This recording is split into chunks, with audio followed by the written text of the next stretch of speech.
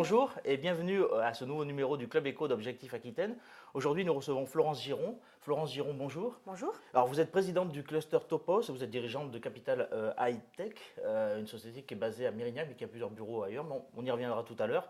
Alors, vous êtes présidente de Topos, un cluster. Est-ce que vous me permettez de faire, avant de vous poser la première question, de faire un tout petit peu de, comment dirais-je, d'éducation? Un cluster, c'est quoi? C'est une grappe, un regroupement d'entreprises de toute taille, enfin, autour d'un thème en particulier. Et alors, le thème de Topos, c'est quoi? Alors, le thème, c'est la géolocalisation et le positionnement par satellite. D'accord. Il y a combien d'entreprises qui font partie Alors, de 42 entreprises, mais je reviens un petit peu. Un cluster, c'est plus qu'un plus groupement qu'une grappe. d'entreprises. J'étais peut-être un peu vite. C'est plus qu'un groupement d'entreprises. C'est aussi un groupement de laboratoires de recherche, et éventuellement d'institutionnels aussi. L'idée, c'est justement de faire jouer les synergies entre tous ces acteurs pour développer les filières d'excellence. Donc, typiquement dans le entreprise, laboratoire, université, on peut aller même plus loin. Formation, création d'entreprise, institutionnelle, par exemple l'agence de développement et d'innovation participe au cluster Topos. Donc il y a aussi des institutionnels et l'enjeu c'est de réunir nos forces pour faire émerger des filières d'excellence, notamment en Aquitaine. Ce sont des entreprises qu'on retrouve, alors c'est un cluster purement aquitain ou c'est un cluster comme on pourrait imaginer les pôles de compétitivité, je pense à Aerospace Valley par exemple, mais est-ce que c'est un cluster purement aquitain? Non, c'est un cluster purement aquitain qui a d'ailleurs été développé sous l'impulsion de la région Aquitaine en 2006. Avait l'idée qu'il fallait justement saisir les opportunités de marché liées à la navigation par satellite. Ouais. Chacun connaît le GPS. Système américain. Voilà, un système américain. Chacun sait aussi peut-être qu'on développe une constellation de même nature en Europe qui s'appelle Galileo, avec des avantages différenciateurs un peu plus marqués. Et les études prospectives montraient que ces nouvelles capacités satellitaires de navigation par satellite allaient amener à des créations de milliers d'emplois dans des domaines très variés. Exactement, de nombreux services. Où est-ce qu'on en est alors de Galileo? Il y a un petit peu de retard. Je crois que l'allumage, normalement, c'était 2012. Bon, il y a un petit peu de retard.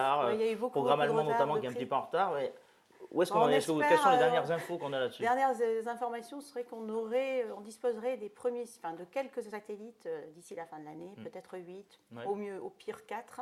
Donc on pourra commencer vraiment à tester le système à partir de 2014. Et dès à présent, on a quand même le système Voilà, ce que j'allais dire, c'est que vous en quelque Donc, sorte, Topos ne dort pas. Non. Topos n'est pas endormi. Il y a quand même le système GPS. On peut travailler à partir de ce système-là. Plus un système européen qui s'appelle EGNOS, qui est un système d'augmentation des signaux GPS, qui permettent quelque part d'anticiper sur les avantages qu'apportera Galileo quand il sera en orbite.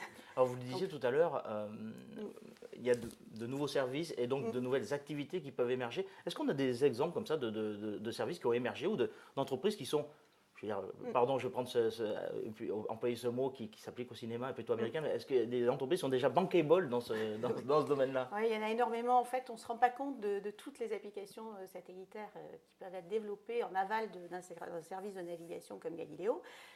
Vous devez les connaître puisque vous en avez souvent dans votre poche au travers du smartphone, toutes les applications de covoiturage, les applications où on vous donne des informations en temps réel sur les horaires de transport, toute la navigation forcément dans votre voiture. Mais il existe aussi, au-delà de ces applications un peu liées au grand public, il existe aussi de nombreuses applications professionnelles, donc par exemple des applications liées à l'agriculture de précision, des applications pour l'aéronautique. Tout le système EGNOS permet de positionner les avions de façon beaucoup plus précise, notamment en altitude, pour éviter de placer des systèmes d'augmentation au niveau des aéroports, par exemple. Et puis il y a tout le domaine des transports intelligents qui représente un immense domaine à très très fort potentiel. Alors dites-moi, si le congrès ITS a lieu à Bordeaux, Topos n'y est pas pour rien.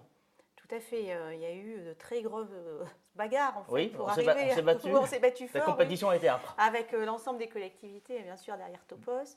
On a gagné en fait l'arrivée du congrès contre des villes aussi prestigieuses que Copenhague ou Milan, ce qui n'est pas rien. Et c'est sûr que l'ancienne équipe de Topos a beaucoup travaillé sur ce sujet et vraiment a été clé dans l'obtention de ce beau salon. Ce beau salon, je pense que c'est un des plus gros salons que la ville de Bordeaux sera amenée à organiser après Vinexpo pour 2015. Oui.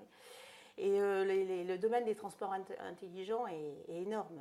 On pense à toutes les notions d'infrastructure routière, toutes les notions de voitures intelligentes. On va vous aider. Voitures connectées. Voilà, les voitures connectées. On va vous aider à anticiper les collisions. On va vous aider à anticiper des virages. On va vous aider à conduire en éco. Conduite, oui. Voilà. On va devenir meilleur conducteur grâce à tous ces Voilà, systèmes tous les embarqués. systèmes d'information voyageurs à la demande, le covoiturage en temps réel, les infrastructures intelligentes, enfin, les champs sont phénoménaux. Et avec ce congrès, on a vraiment l'opportunité, je pense, d'essayer de faire monter encore plus la filière aquitaine sur ces sujets majeurs pour demain. Ouais. Et on peut dire que cet ITS, Topos, il n'est pas pour rien dans sa venue dans la région. C'est l'ancien bureau qui s'est vraiment battu pour arriver à héberger ce salon sur nos terres. Hein. On était en concurrence, je crois, contre Milan et contre, je crois, Stockholm. Donc, non, c'est clair qu'on a... Ça fait l'objet d'un combat âpre. Voilà, très, très gros, un combat très âpre. Et c'est clair que la ville de Bordeaux n'est pas pour rien, puisque toutes les collectivités territoriales se sont adossées, regroupées autour de Topos pour arriver à ce bel enjeu et cette belle réussite. Les collectivités ont fait cluster, en quelque sorte, voilà, des grappes. Voilà, tout à fait. C'est pour ça que je vous disais qu'elle faisait partie des grappes. Alors, dites-moi, est-ce qu'en France, il y a un autre... Est-ce que le cluster Topos est unique en France, ou est-ce qu'il y a d'autres clusters de ce type-là? En fait, je pense qu'on est assez unique dans le domaine de la navigation par satellite. Il existe quelques petites grappes d'entreprises, mais qui sont plus isolées, par exemple sur Midi-Pyrénées. Après, il y a le pôle Aerospace Valley, bien sûr, qui est moteur sur tout le domaine des applications satellites, mais il s'agit déjà d'un pôle de compétitivité plus important. Des filières qui soient aussi structurées au niveau d'une région, je pense qu'on est les seuls. Et avec une si forte connotation transport intelligent, ça, je pense qu'on est unique. Bon, donc on a la main, entre guillemets, sur ce secteur-là. Alors dites-moi, pour conclure, vous êtes présidente de Topos, mais parce que vous êtes dirigeante d'une entreprise, donc c'est Capital High-Tech. Capital High-Tech, en quelques mots. Alors on l'a dit, c'est une structure qui est présente à Mérignac, mais pas que. Alors on a aussi un bureau à Toulouse et un autre à Poitiers. En fait, on est spécialisé dans le management de l'innovation. Donc nous sommes une société de conseil. On accompagne énormément les petites et moyennes entreprises, les entreprises de taille intermédiaire, avec beaucoup d'actions de terrain pour les aider justement à se positionner sur des enjeux d'avenir, en travaillant sur des projets de recherche et développement qui soient ciblés sur les grandes perspectives de développement à court et moyen terme. Voilà, donc on monte un certain nombre de projets collaboratifs chaque année. Et de façon historique, on est très très présent dans le domaine des applications satellites. On a de fortes activités pour la Commission européenne depuis plus de 10 ans. C'est nous qui animons des réseaux de petites et moyennes entreprises dans le domaine, en travaillant notamment aussi sur tous les problèmes de modélisation économique et de modèles économiques pour arriver à percer sur ces marchés. Ce sont des applications de services innovantes qui nécessitent des modèles un peu particuliers. Donc voilà, c'est notre spécialité.